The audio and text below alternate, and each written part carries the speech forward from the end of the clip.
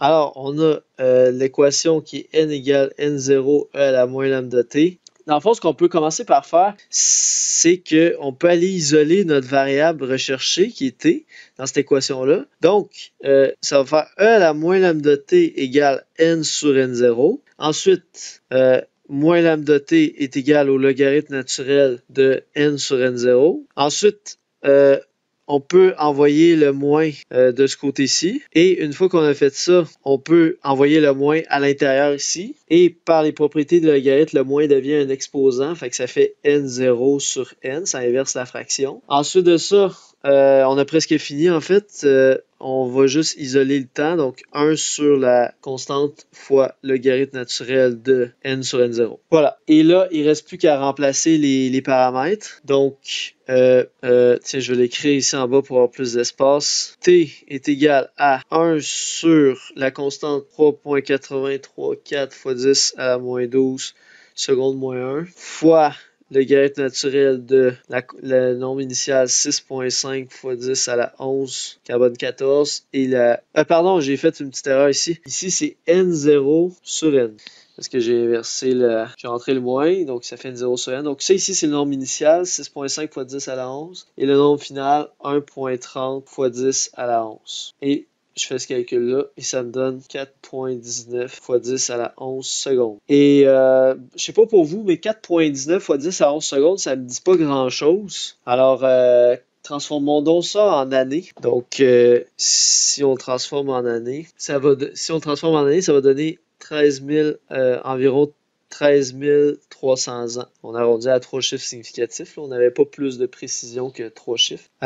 Donc, n'est-ce pas beau ça? C'est vraiment, moi, je trouve ça absolument fascinant. Juste en récoltant un échantillon de carbone de l'organisme, en mettant un compteur Gégère devant lui pour mesurer le nombre de désintégrations qui se produisent par seconde. Ça permet d'estimer le nombre de carbone 14 qu'il y a à l'intérieur de l'organisme. On peut savoir c'est quoi la concentration qu'il y avait au moment de la mort, parce que c'est la même concentration que ce qu'il y a pour les organismes actuels. Et on se sert des carbone 14 comme une petite montre qu'on sait son taux de désintégration. Sa constante de désintégration, parce qu'on connaît son temps demi-vie, le rythme auquel il est désintégré. On en déduit le temps. On se sert des petits atomes de carbone comme des montres pour nous dire que l'organisme est mort il y a environ 13 300 ans. Donc le fossile qu'on a trouvé représente un organisme qui est décédé depuis environ ce temps. C'est quand même fort. Là. C'est vraiment, vraiment beau, là, je trouve. Là. C'est pas si compliqué comme vous voyez à appliquer comme méthode. Là. C'est pas sorcier, mais c'est beau, ça fonctionne bien. Puis encore, tu sais, c'est pas une technique qui est dépassée. Là. C'est la technique numéro 1 pour aller dater la précision des organismes vivants, c'est ça. Dater la date de quand date un fossile vivant. Donc ça, c'est utilisable pour tous les organismes vivants. C'est pas utilisable pour une roche, par exemple. Okay? C'est une méthode qui est propre aux organismes vivants. Vraiment, vraiment facile. Je voulais faire quelques petites remarques par rapport à cet exemple-là. D'abord, on a une assez grosse incertitude en réalité. Là, on parlera pas de ça pour l'instant, là, mais si vous le faites, là, cette expérience-là concrètement, vous avez une incertitude, évidemment, qui est associée à cette mesure-là. Et cette incertitude-là va être assez grande. Pourquoi? Parce que le taux de l'activité que vous avez mesurée de 0.5 becquerel, c'est assez faible. Plus votre activité va être faible, plus votre mesure va être imprécise. Donc, autrement dit, plus votre organisme est vieux, plus votre date va être imprécise. En passant, comment qu'on a pu... Est-ce que vous allez peut-être vous demander, est-ce qu'on peut vérifier finalement que c'est bon? Est-ce que ça se pourrait qu'on soit complètement dans le champ, dans le fond, avec cette méthode-là? Parce que, dans le fond, 13 300 ans, il n'y a aucune autre façon de le vérifier. Comment qu'on pourrait savoir que est-ce qu'on pourrait comparer les résultats de cette méthode-là à une autre méthode pour vérifier que ça concorde? La réponse, c'est oui. Alors, la science, c'est magnifique. Là. Il y a toujours plusieurs chemins qui mènent à Rome. Donc là, ce que les scientifiques ont fait, c'est qu'ils ont comparé les âges obtenus par datation carbone 14 avec quoi?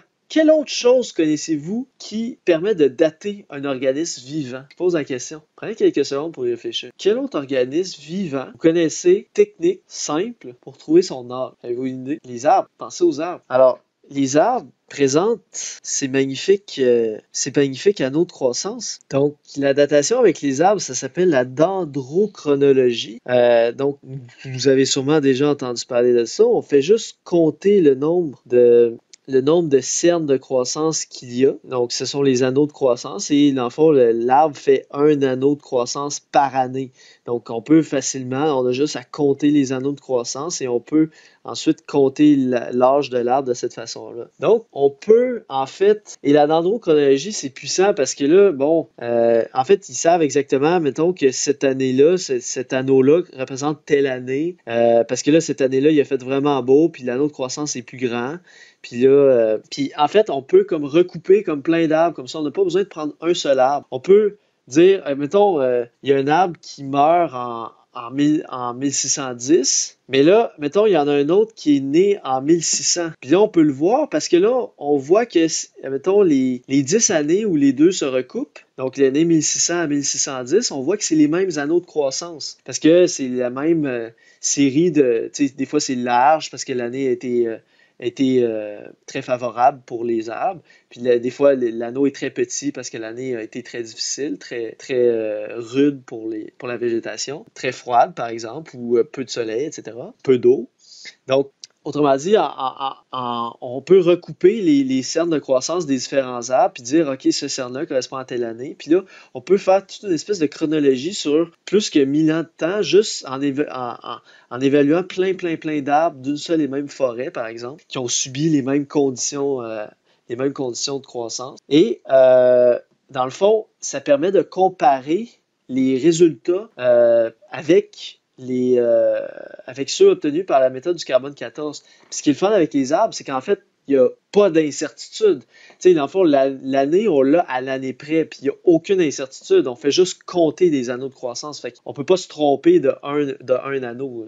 Donc, c'est extrêmement puissant. Alors, d'une part, ça a permis de vérifier que oui, la méthode du carbone 14, ça concorde. Mais il y a des petites différences qui ont été obtenues entre les deux méthodes. Et ces petites différences entre les dates fournies par les arbres et les dates fournies par le carbone 14. Mais les dates fournies par les arbres sont certaines, comme je dis, parce que on fait juste compter les années. Donc ça, c'est 100% certain. Donc, ça veut dire que si on avait une valeur légèrement différente pour le carbone 14, c'est donc preuve que, en fait, notre hypothèse de départ, qui était de dire que la concentration des atomes de carbone 14 d'un organisme vivant était toujours à 6,5 fois 10 à la 10 par gramme de carbone, ben ça, en fait, on a fait une hypothèse simplificatrice ici, parce qu'en réalité, ça a légèrement fluctué. Puis comment on le sait que ça a légèrement fluctué, cette concentration-là du carbone 14 dans l'atmosphère? C'est justement grâce, entre autres, à la dendrochronologie. Fait qu'on a comparé les dates, puis là, on s'est rendu compte que si, mettons, on disait, la concentration de carbone 14 dans cette époque-là, c'était plus autour de ça, ben là, ou en fait, plutôt, on sait comme la réponse on sait la réponse de datation qu'on devrait obtenir avec le carbone 14 grâce aux arbres. Fait que, dans le fond, ça nous permet de procéder à l'inverse, puis d'aller chercher, connaissant la réponse, quel était justement le N0, quelle était la concentration initiale du carbone 14 dans l'organisme au moment où il est mort à ce moment-là. Fait que là, ça nous permet de passer à l'inverse puis de reconstruire l'histoire du carbone 14 de la Terre, puis de savoir que le carbone 14 a fluctué légèrement autour de la valeur qu'on vous a donnée dans l'exercice. Mais quand même, c'est toujours resté relativement proche, mais ça l'a légèrement fluctué. Fait que si on veut des valeurs qui sont très précises avec la méthode du carbone 14, il faut tenir compte de ces fluctuations-là de concentration du carbone 14 dans l'atmosphère. Ce raisonnement-là, c'est de considérer la variation du carbone 14, ça sort du cadre de notre cours, c'est pas vraiment important pour nous. De toute façon, pour nous, l'important, c'est de comprendre le principe, d'être capable d'appliquer la méthode à la base. Mais c'est juste pour vous dire, si un jour vous appliquez cette technique-là pour de vrai, dans le cadre de votre travail, ben, vous allez savoir que effectivement, il va falloir tenir compte de la variation de la concentration de carbone 14. Cette méthode-là est applicable pour des âges allant d'environ 100 ans à environ 50 000 ans. Donc, au-delà de 50 000 ans, le nombre de carbone 14 est tellement faible que c'est vraiment imprécis rendu là. Cette méthode-là de carbone 14, ça a énormément fait progresser l'archéologie parce que ça nous a donné une méthode fiable, précise, pour aller estimer l'âge des fossiles. Donc, ça a énormément aidé l'archéologie, la paléontologie et aussi la géologie, justement pour connaître l'âge des roches. En passant, cette découverte-là, ce principe-là de datation isotopique au carbone 14, c'était développé par un certain Willard Frank Lebesgue en 1960 et il a reçu un prix Nobel de chimie pour l'invention de cette technique-là. Alors, c'est tout pour ce que je voulais dire là-dessus. Ah oui, puis juste pour revenir sur la question initiale. Alors, la grotte de Lascaux, comment on fait pour savoir que les peintures ont été faites il y a environ 17 000 ans? Ben, c'est qu'en fait, les peintures, c'était fait avec les traits qu'ils faisaient, c'était des substances organiques qu'ils prenaient. Ils prenaient des plantes, ou du sang animal, mais ils prenaient des substances organiques. Donc, c'est de la matière vivante, là, leur peinture. Donc, autrement dit, on peut dater cette peinture-là, on peut prélever un petit échantillon de peinture et l'envoyer au laboratoire, mesurer l'activité des atomes de carbone 14 à l'intérieur, etc. Parce que justement, cette peinture-là, c'est une substance organique à la base. Puis on peut supposer que, bon, évidemment, au moment où l'être vivant a été tué, ou mettons la plante a été cueillie, ben, c'est à partir de ce moment-là précis que la carbone 14 a commencé à se désintégrer. Puis c'est à ce moment-là que la peinture a été faite. Donc ça permet de dater la peinture de façon très précise. C'est quand même fascinant quand on pense à ça. Ce genre de choses-là, c'était même inimaginable en l'an 1900, de penser qu'on pourrait dater ça précisément en utilisant des isotopes radioactifs. Vous auriez dit ça à quelqu'un en l'an 1900, à vos arrière-grands-parents, puis ou à vos arrière-grands-parents, ou toutes les générations qui ont précédé, puis vous aurez peut-être jamais cru. Là. Alors, c'est fou, c'est fascinant, c'est vraiment fascinant. C'est tout pour ce que je voulais pour la dernière section. Alors, merci pour votre écoute et je vous souhaite une excellente fin de session et une très bonne chance dans vos examens.